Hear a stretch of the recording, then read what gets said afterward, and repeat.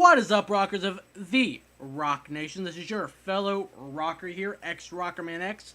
And, well, on this Sunday night, almost going into Monday morning, I'm here with my review for The Walking Dead. Season 5, Episode 15, titled Try. And sadly, that means there's one more episode left for this season. And next week will be the season finale. Sadly, it has to go on the same time WrestleMania is on next week. And that's to any wrestling fans too, but hopefully I remember to do both. Probably most likely to do The Walking Dead before I do WrestleMania review. Just saying, people. But anyway, enough about that. On with my review for this week. On to this episode. Gotta say, it's weird, but it also had... It's weird, but it had two of my favorite moments of this season, really. I know it might sound weird to y'all, but it really does, because I'll get to them in a minute. But I feel like, because right now, as I said, on Talking Dead with, for the first time ever, Chandler Riggs. He was actually on there first time ever. But, so they're already going into Season 6, and I really want to see how Season 6 goes after the finale next week, and I actually really want to see how the finale goes after this episode. Although it was like, I don't even know what to say about this episode, really, other than go through it, what my thoughts on certain parts.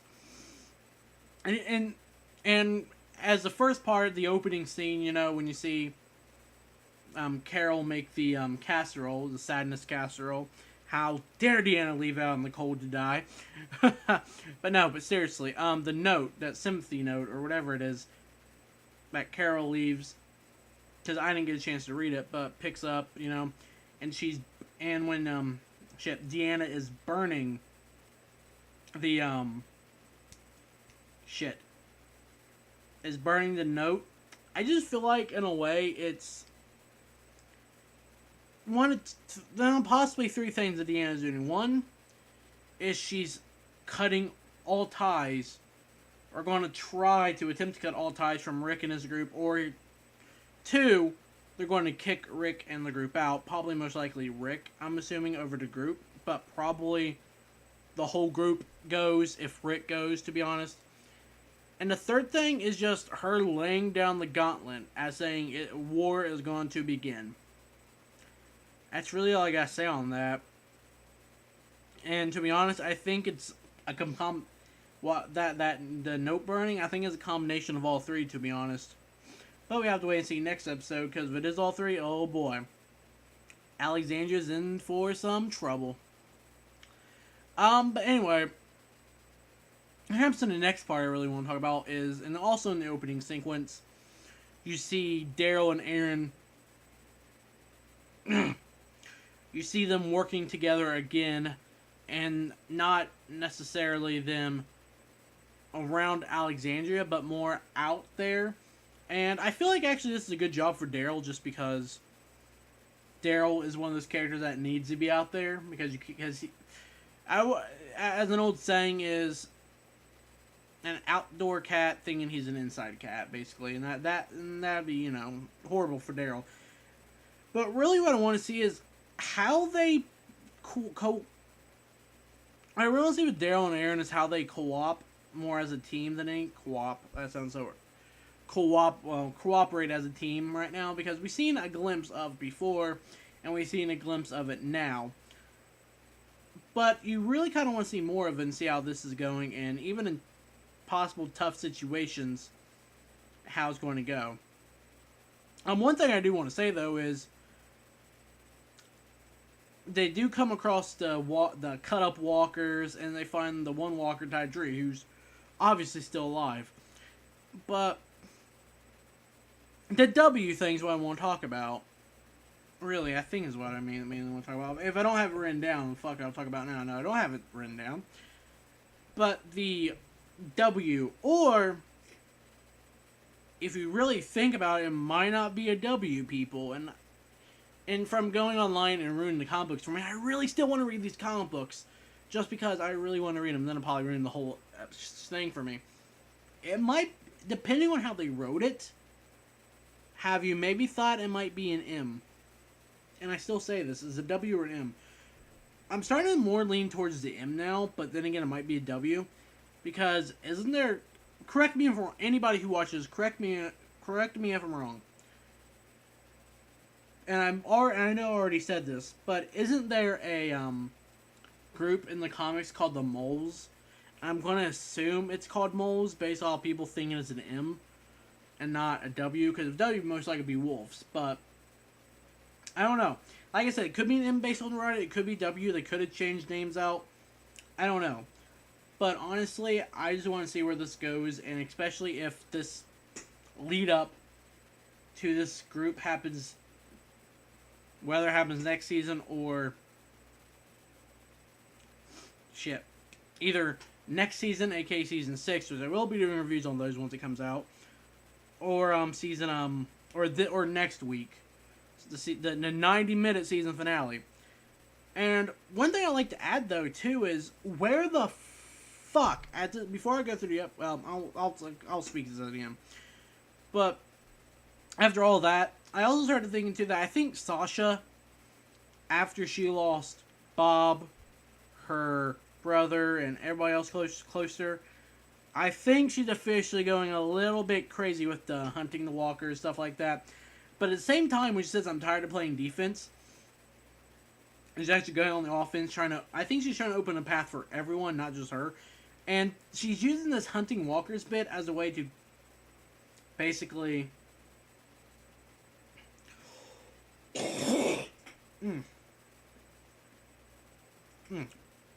Sorry if I saw that, but excuse me.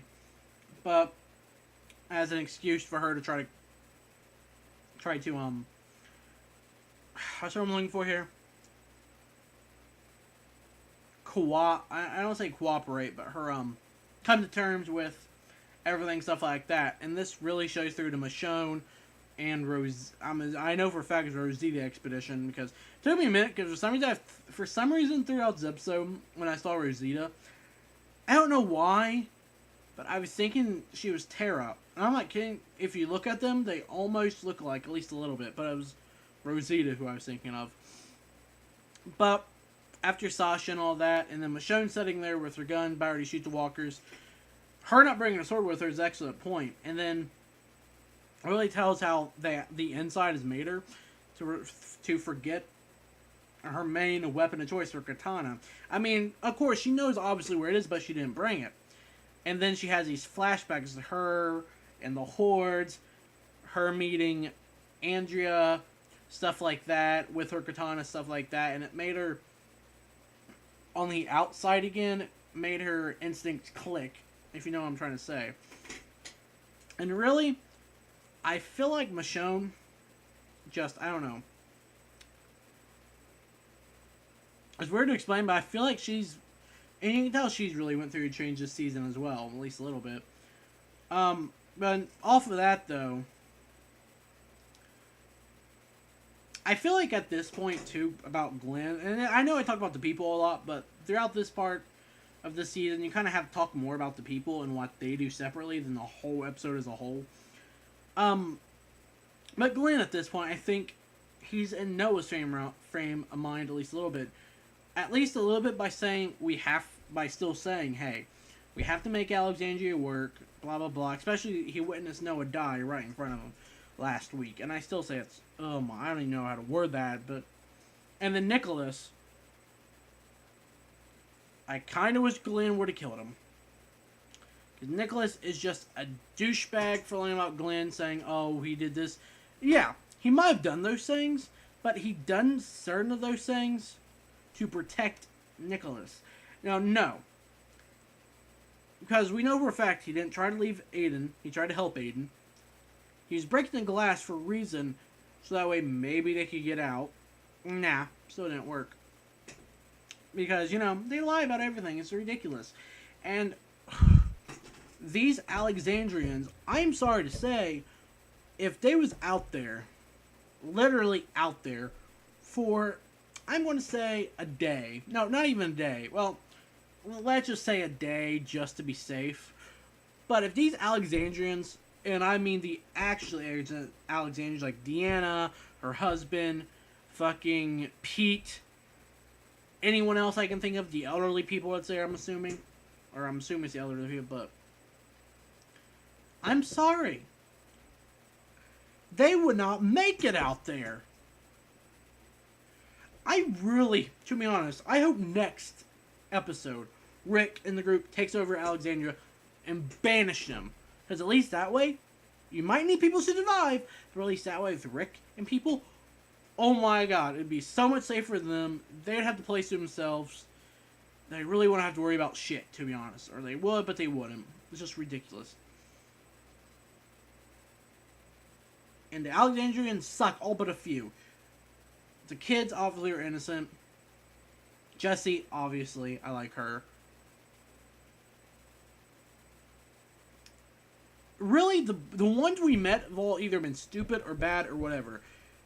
Minus the good people there. But I still say they would not last. I would say keep Jessie, keep what kids are there, keep...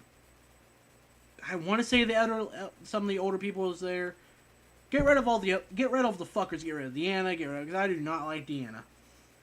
I really don't understand why people are hating Rick this season. I hate Deanna so much more than Rick. All because, and I'll explain to this later and why. But enough with that rant. Let's go to my next point, and I really want to talk about this. Carl and Enid. I think it's how to say it. It's not Eden's, Enid. E-N-I-D. I honestly feel like that there is actually some kind of interest between each other and each other. At least Carl has interest in her. But what shows more is the interest in each other is when she says you're scared. Or where Enid says she's scared of Carl, but quote unquote scared. As Chandler Lyric said, could have been respectable, respect him, whatever, or obviously more than what we think. Especially with what happens later when they're in the tree trying to avoid the Walker horde. Carl's not talking.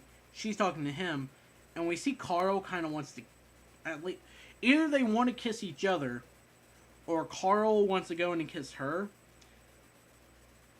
And when she whispers to Carl that it's all right, you're afraid of me too. Kind of shows they both have a really good interest in each other, and you can tell how she acts. And really, when it comes to Carl and Enid, some people think they shouldn't trust her, and yeah, maybe they shouldn't trust her. I feel like she might be I mean, I can understand that. I feel that way too, but I go against that. Because this chick, she is one of the... Because her and Carl, Enid and Carl's one in the same. That's how I see it. They're one in the same. And her and Carl basically had the same personality and how they were on the outside. Stuff like that. And you can really... And you can see a connection between them. And honestly, I ship these two. I don't know what their ship name would be. Carnid? Something like that? I don't even know. If got his official ship name, let me know. Carnid. That's why I dub him at the moment. But, off that, here comes a point where I really want to talk about this. Carol, I love Carol to death. This Carol version, especially with the preview next week's episode where she's standing up just to a wife beater and child beater, basically. With A.K.A. Pete. I really think Carl really, Carl. I keep wanting to say Carl and Carol. I keep get their name confused sometimes. I don't know why, but Carol, I honestly think she really does same way with Rick too. I feel like she really does want to help up Sam, Jesse, and I believe the other son they have is Ryan. Jesse has, but I can't swear to that. And if I'm not correct, correct me, please, people. And that really showed up last week with her wanting to, with Sam and her telling Rick, you're going to have to kill him, stuff like that. You can tell Rick's mindset. And this explains perfectly why she says to kill him. And I'll get on here. And here's the thing. Rick in this episode, you can tell he's been holding back the past 3 episodes, whatever many episodes when he met Pete. And Rick really wants to kill Pete, but at the same time, he's holding back for the sake of Alexandria and Deanna and stuff like that. And with him really wanting to kill Pete, he goes talk to Deanna about them trying to fix things, stuff like that, saying, and Rick and Deanna has different sides, and Rick is on, and to me, Rick is in the right plan to kill Pete instead of Deanna banishing him, because we've seen Rick banish Carol before, and we know that banishing doesn't work. Honestly, we know banishing doesn't work, and to be honest, with him wanting to kill Pete, not wanting to banish him, and we all know banishing doesn't work, I think, in a way, Rick, in a way, yes, he is trying to regain his old life, but it's Alexandria. That's why they're there for. But it's him, I think, in a way, there is a chemistry between Jesse and Rick really cares for Jesse, at least in a sense, because in a zombie apocalypse, I'm just saying, when it comes to love and romance, stuff like that, it's one of those things, and I say this to this day. Right, in a zombie apocalypse, if you find someone, you have to immediately take the chance to be with them. No matter who they are, especially during, like I said, a zombie apocalypse. Then again, in life itself, you should do that. But in a zombie apocalypse, more so, because here's the thing. That person might not be around for too long, and you're more than wondering whether or not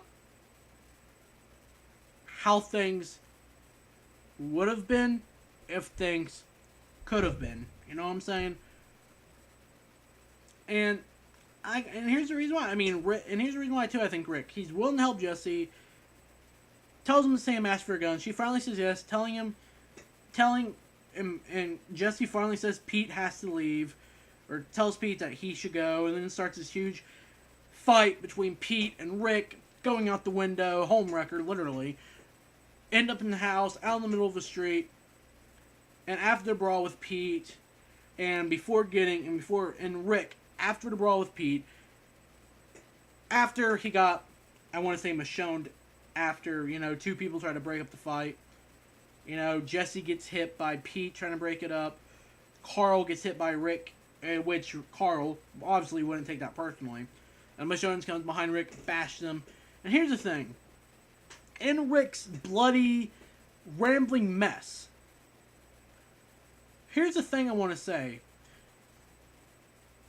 is either the last words he said, some of the last words, you fight or you die. It is simple as that.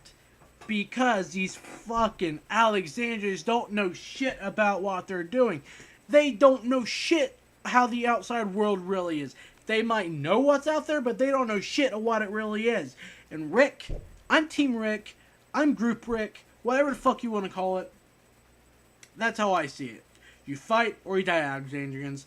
And sooner or later, you're probably going to fucking die. While Rick's and his group, and Rick, or I don't want to say group, but more of a Rick and his family, and I mean all the extended family, will be out there surviving. Simple as that. Face fact. But, oh shit. That was a horrible bump. With this fight, though, too, between Rick and Pete, I also wonder how Tara's going to get, because if Tara dies, I'm sorry. If another member of Rick's group dies this season, oh lord. But, that's the thing, I wonder how Tara's going to be taken care of, stuff like that. Honestly, even Pete being a doctor, I think he'll just kill her, or find a way to try to kill her. But then, after watching the preview, I don't know if he will, because he's probably scared, because he's scared of fucking Carol. Funny thing is, he's not scared of Rick, but he was scared of Carol in that preview. And also, where the fuck is Morgan? I mean, is Morgan just a tease or something? Because the last time we saw Morgan was in the church, and he saw the map saying, and he saw Abraham's note to Rick on the map. And either they're using this as a foreshadowing method to know, hey, they're going to end up in this place, or something. But I want to know where the fuck Morgan is. That's the one thing that's been plaguing my mind since we last saw him, and we haven't seen him since. Where is he at? is he working his way up to Alexandria, or is he... I don't even know. That's the thing. But apart from everything in this episode, honestly, this episode is a 5-star episode, and damn sure already next week's probably gonna be a 5-star episode. So yeah, that's already my rating / review for this week's episode, 5 stars. But before I go, I also want to say too, with my video schedule, as of right now, I might have said this before, but as of right now, there will be 2 videos a week going up. One of them will obviously be Sundays. Well, unless it comes to stuff like my... Okay, here's what I want to... Unless there's stuff like my pay-per-view, my wrestling pay-per-view predictions, or the wrestling, like the pay-per-view and, say, Walking Dead or something on the same night, like it will be next week, there'll be one episode going up on Sunday, or Sunday night, or one video going up on Sunday or Sunday night, whether it be review, rant, another video game video, whatever. And on and I always try to shoot for Fridays, at least have a gaming video up for y'all, but sometimes it might be Saturday or maybe even a little before that, because the last gaming video sucked to upload, because every time I try to upload it, it wouldn't upload right. I don't know why. But yeah, at least 2 videos a week at the maximum. Sundays and Fridays. Hopefully on Fridays. And maybe there might be some stuff in between that, like random, if I need to post it, you know. And like I said, when it comes to like my pay-per-view predictions, they'll obviously be up whenever they're up, like Saturday usually. Friday or Saturday, probably more so Friday or Saturday than anything. And really, like I said, on like Sunday nights, if there's something, you know what I'm saying? But at least 2 episodes a week on Sunday and Friday. And like I said, hopefully it'll be on Friday, not Saturday, but at least, at the minimum, 2 videos a week, at the minimum. But yeah. Until next time, Rockers, hope you enjoyed this Walking Dead review. One more episode left this season. The season finale, the 90-minute season finale. I can't even speak. And until next time, Rockers, live free and rock.